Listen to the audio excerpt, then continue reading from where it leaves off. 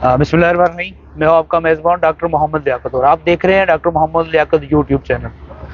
अल्हम्दुलिल्लाह आज हम बात करेंगे पाकिस्तान की ज़राअत, एग्रीकल्चर। पाकिस्तान एक ज़रई मुल्क है, इसकी बका ज़राअत से वाबस्ता है। और हमारे साथ आज हमारे प्रोग्राम में हमारी खुशकिस्मती है कि डिप्टी डायरेक्टर झेलम वैली महकमा ज़राअत हुकूमत आज़ाद कश्मीर मुबशर सैफ साहब हमारे साथ मौजूद हैं। तो आज हम उनसे बात करेंगे कि पाकिस्तान एक ज़रई मुल्क है और ज़राअत की कितनी इम्पोर्टेंस है, और हम इसको क्यों कहते हैं कि ये ज़रई मुल्क है, और क्या वजह है कि हमारा मुल्क इतनी तरक्की करने के बावजूद, एटमी पावर बनने के बावजूद, हमारे जो गुर्बत की हालात हैं, जो गुर्बत की सतह है, वो दिन ब दिन बढ़ रहा है। और जो मुख्तलिफ आदाद व शुमार हैं, 8 करोड़ से ज़ायद लोग सतह गुर्बत से नीचे रह रहे थे।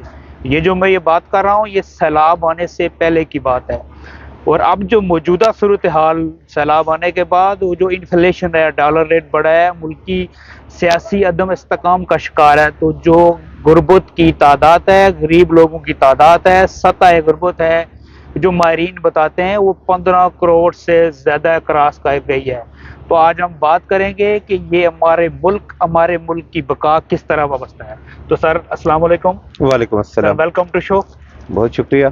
सर मेरा सबसे पहला सीधा सवाल कि पाकिस्तान एक ज़रई मुल्क है, इसकी जो बका है वो ज़राअत से वाबस्ता है, क्या मैं दुरुस्त कर रहा हूँ? बिल्कुल सही कह रहे हैं। और यकीनी तौर पर जिस मुल्क की 70% से ज़्यादा जो लेबर है वो ज़राअत से मुंसलिक हो, और अगर हम ये तो ओवरऑल पाकिस्तान की बात कर रहे हैं, और हमारा अगर हम आज़ाद कश्मीर की तरफ आएँ तो हमारा तकरीबन 90% से ज़्यादा लोग जो हैं वो डायरेक्टली या इनडायरेक्टली, बिलवास्ता या बिला वास्ता तौर पर ज़राअत से मुंसलिक है। डॉक्टर साहब, ज़राअत हमारी जो पाकिस्तान की इकॉनमी है वो बेसिकली वीट इकॉनमी है, वो सारी गंदम के गिर्द रिवॉल्व करती है। और आप देखें कि जिस अरसे में, जिस साल में हमारी गंदम की फसल इतनी हो जाती है कि हमें कहीं इंपोर्ट ना करनी पड़े और हम एक्सपोर्ट करने के काबिल हों, तो पाकिस्तान की इकॉनमी स्टेबल रहती है। जी जी असल में भूख बहुत बड़ा फैक्टर है। जी जी ये गंदम का कम होना, पैदावार बाकी सब्जी अपनी फसलात का कम होना बुनियादी तौर पर पूरी कौम को एक स्ट्रेस में ले आता है। जी जी और जब हम इंपोर्ट की बात करते हैं और अपने ऊपर ये हमने मेडल भी लगाया हुआ है कि हम एक ज़रई मुल्क हैं, और बिलाशुबा हम ज़रई मुल्क हैं, हम ज़रई मुल्क थे और हम ज़रई मुल्क रहेंगे। लेकिन हमें थोड़ा सा डॉक्टर साहब, असल में अपने जो हम प्रोडक्शन कर रहे हैं, हमें रॉ मटेरियल से वैल्यू एडेड की तरफ जाना पड़ेगा। हमें ज़राअत को एक रॉ मटेरियल प्रोड्यूस करने वाला शोबा नहीं समझना पड़ेगा, अच्छा बल्कि सर, वैल्यू सॉरी यहाँ मदद मैं को टोकूंगा।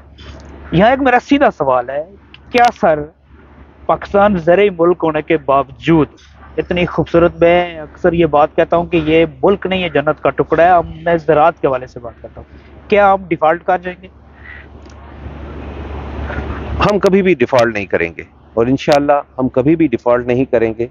लेकिन एक शर्त है, शर्त यह है कि हमें पुरखलूस तरीके से हमारे इदारों को और हमारे लोगों को इस ज़मीन की तरफ वापस मुड़ना पड़ेगा, वापस आना पड़ेगा। हम आज भी अपने इन वसाइल को, डॉक्टर साहब आपने बात कही ये जन्नत का टुकड़ा है, हमारे पास हर किस्म का मौसम है। जी जी आप दुनिया के मुल्कों में फिर लें, आपको जैकबाबाद की गर्मी से लेकर सिंध के वो जो लोअर सिंध के इलाकों की गर्मी से लेकर तौबट की ये टॉप और ग्लेशियर, ये कहीं इतनी वेरिएशंस आपको कहीं नहीं मिलेगी। सही। लोग तो सर्द खानों में रख के अपनी फसलों को महफूज करते हैं, लोग तो टनल्स लगाकर और ग्रीन हाउसेस के दौरान ऑफ सीजन प्रोड्यूस करते हैं। हमारे पास तो कुदरत ने हमें रकबे दिए हुए हैं। जी जी हम किसी तौर पर दुनिया में मेरे ख्याल में चंद मुल्क होंगे जी जी जो फूड इंसिक्योर नहीं हो सकते। हम उन मुल्कों में आ सकते हैं जो फूड इंसिक्योर नहीं होते। हम साल में 2 बार गंदम पैदा कर सकते हैं, जी जी हमारे यहाँ मकई 2 बार पैदा होती है, सही। हमारे यहाँ सब्जियात का पूरा सीजन चलता है, मैदानी इलाके खत्म होते हैं तो पहाड़ शुरू हो जाते हैं। फल फ्रूट का भी यही हमारी कंडीशन है। सिर्फ करने का यह है कि एक मुनज़्ज़म तरीके से हम अपने इन चीज़ों को इस्तेमाल करें। अच्छा सर, यहाँ सवाल है कि हम ज़राअत का किस तरीके से कहें कि एक जो इंडिविजुअल घर है, جیسے ہم کہتے ہیں 22-23 کروڑ ہماری آبادی ہے، جی بی اے جے کو ہم شامل کر کے کہہ رہے ہیں، تقریباً 3-4 کروڑ سے زیادہ ہمارے گھرانے ہیں، تو ایک گھر کیا چیزیں کر سکتا ہے؟ ڈاکٹر صاحب، اگر گھر کی اکانومی کی بات کریں، ایک انفرادی گھر کی معیشت کی بات کریں، تو الحمدللہ اگر ہم پاکستان کے دیہی علاقوں کی بات کریں اور اوورآل آزاد کشمیر کی بات کریں، ہمارے ہاں کوئی گھر ایسا نہیں ہے جس سے کوئی چیز پروڈیوس ہو کر باہر نہ آئے۔ جی جی ہمارے ہاں اگر ہم جس علاقے میں میری ڈیوٹی ہے اور جہاں میں اس وقت کام کر رہا ہوں، ہمارا ہر گھر جو ہے وہ فوڈ سیکیور، مکمل طور پہ فوڈ سیکیور ہو جاتا ہے، کیونکہ ہمارے دیہی علاقوں میں گندم بھی پیدا ہوتی ہے، مکئی بھی پیدا ہوتی ہے، ہر قسم کی آپ سبزیات پیدا کر سکتے ہیں، ایون آف سیزن کے اندر بھی کر سکتے ہیں اور آن سیزن میں بھی کر سکتے ہیں۔ جی جی اس کے علاوہ اگر ہم مشروم کی طرف چلے جائیں، وہ اگر ہم ان سب چیزوں سے ہٹ جائیں تو شہد، یعنی کوئی ایسی ضرورت نہیں ہے جو ہمارا ہر گھر ہمارے ہاں پروڈیوس نہ کر سکتا ہو۔ تو اس لحاظ سے ہم انفرادی طور پر ہر گھر اپنے معاملات میں خود کفیل ہو سکتا ہے، لیکن ضرورت اس بات کی ہے کہ ہم اپنے گھروں کے یہ جو لانز ہیں، اب ان کو کورین گھاس سے ڈھکنے کے بجائے، زیبائشی پودوں سے ڈھکنے کے بجائے، ہم ان کو سبزیات اور پھلدار درختوں کی طرف لے کر آئیں۔ ہم اپنی سڑکوں پر جب ہم بات کرتے ہیں، اگر یہ جو جتنی جی ٹی روڈز ہیں، آپ کی ہائی ویز ہیں، ہم اس کے گراج بھی آپ چلیں، آپ کو وہاں پر گوند کے پودے نظر آئیں گے، ایسا ہی آپ بالکل کو ایسا ہی وہاں پر دوسرے زیبائشی پودے نظر آئیں گے، سلور اوک نظر آئے گا، کہیں ایسا اس ہی طرح کے ملتاط۔